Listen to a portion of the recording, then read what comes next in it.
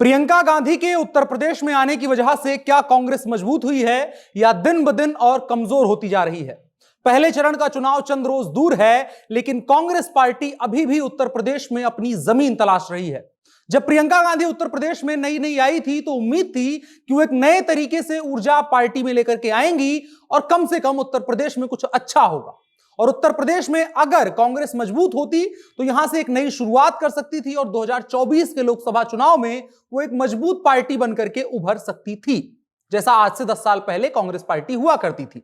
लेकिन क्या वजह है कि उत्तर प्रदेश में कांग्रेस के पास जितने बड़े चेहरे थे वो एक एक करके पार्टी छोड़कर जा रहे हैं? नए लोगों का जोड़ना तो दूर की बात है।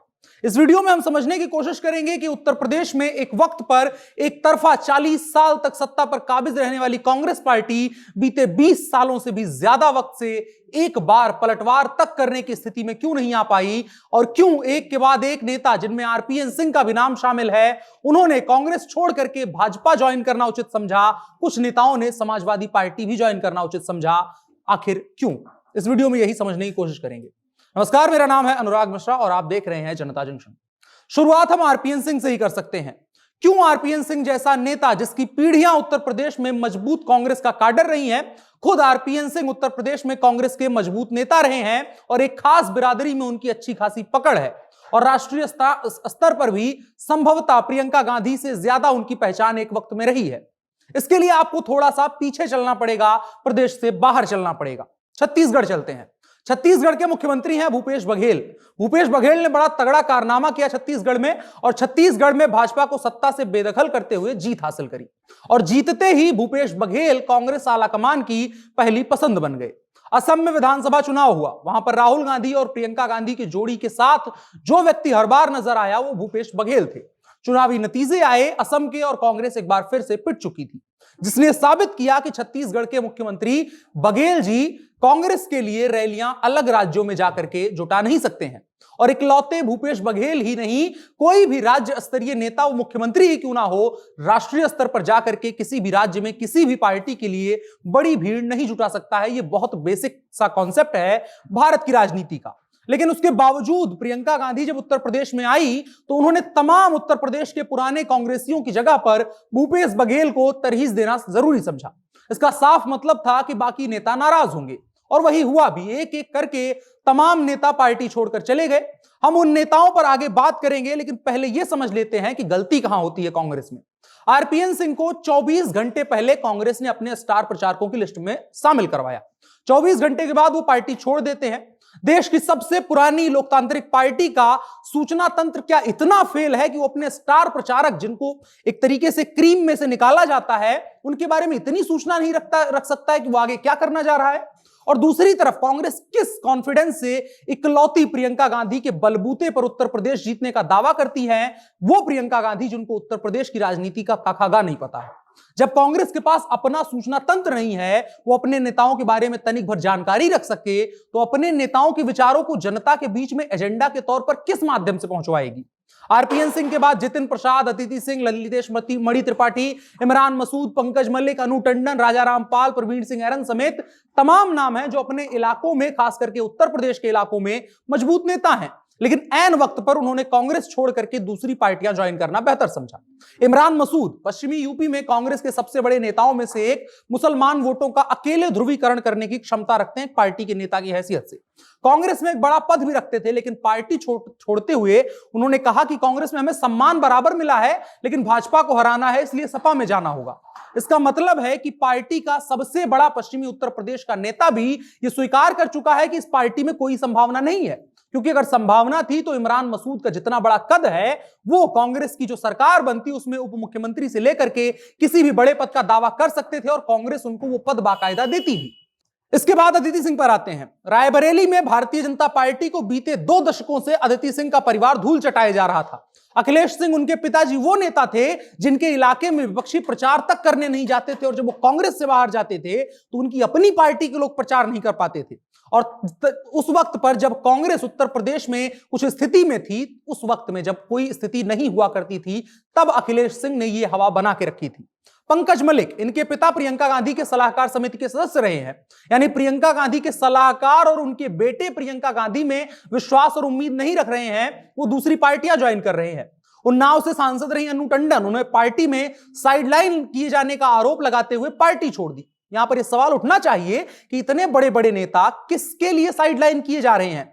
क्या प्रियंका गांधी का कद उत्तर प्रदेश में इतना बड़ा हो गया है कि 10-15 बड़े नेताओं, पुराने नेताओं को मिला करके एक प्रियंका गांधी बन पा रही हैं? जितिन प्रसाद राहुल गांधी के दाएं बाएं नजर आते थे, मनमोहन सरकार में केंद्रीय राज्य मंत्री थे, उन्होंने पार्टी छोड़ दी और पार्टी छोड़ते हुए यही कहा कि मेरे कांग्रेस छोड़ने का कारण यह है कि पार्टी और आम जनता के बीच में संपर्क टूट गया है, जिसका साफ मतलब था कि वो भी इस बात की आशा छोड़ चुके थे कि कांग्रेस इतना जल्दी सत्ता में आने वाली है, क्योंकि कांग्रेस और जनता दोनों अलग अलग दिशाओं में चल रही है।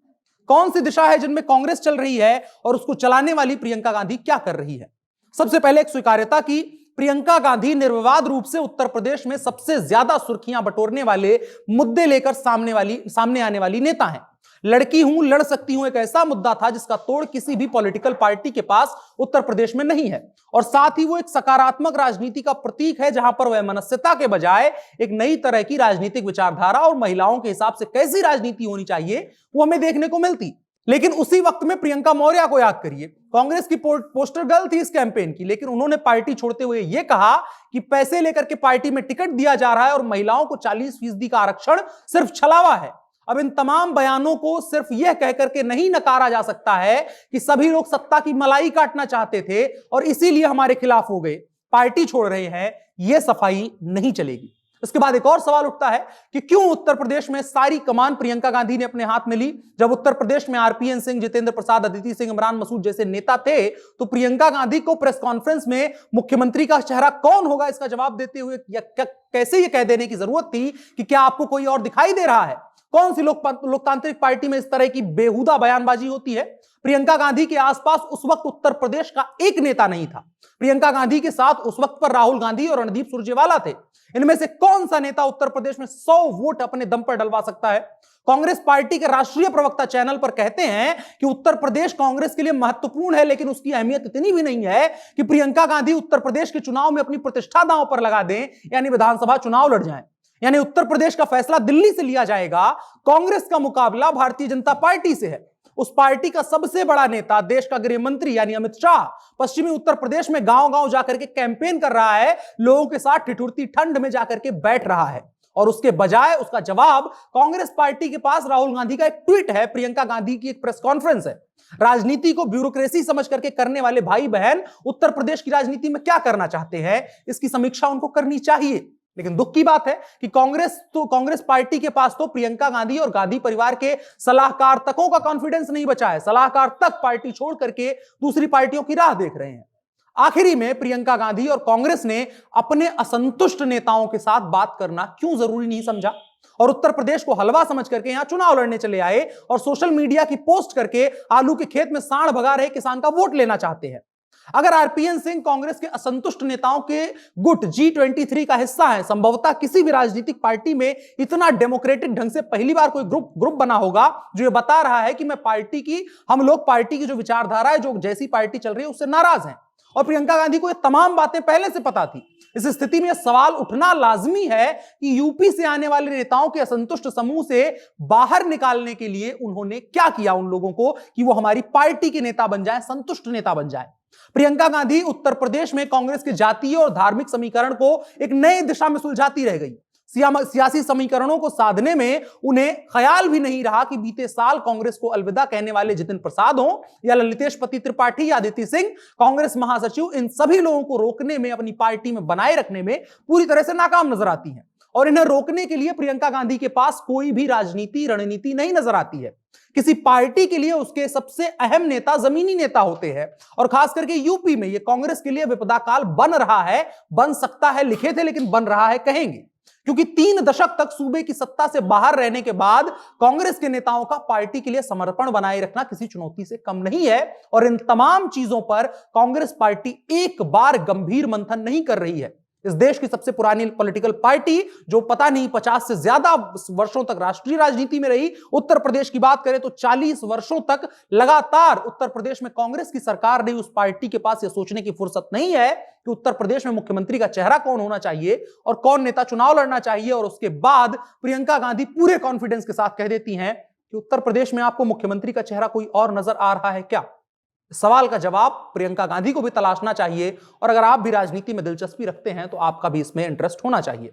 और आखिरी में, ये कोई इस तरीके का नहीं वीडियो था जिसमें कांग्रेस की विरोध किया जाए, सिर्फ ये एक आम आदमी का सवाल था कि अगर भारतीय जनता पार्टी को हमें सत्ता से बाहर करना है तो बैठाना किसको ला करके है? इस सवाल का जवाब तलाशिए और कमेंट बॉक्स में बताइए और साथ ही साथ वीडियो को साझा भी कीजिए। मेरा नाम अनुराग मिश्रा है, आप जनता जंक्शन देख रहे हैं। कैमरे पर मेरे साथ ओम प्रकाश हैं। शुक्रिया।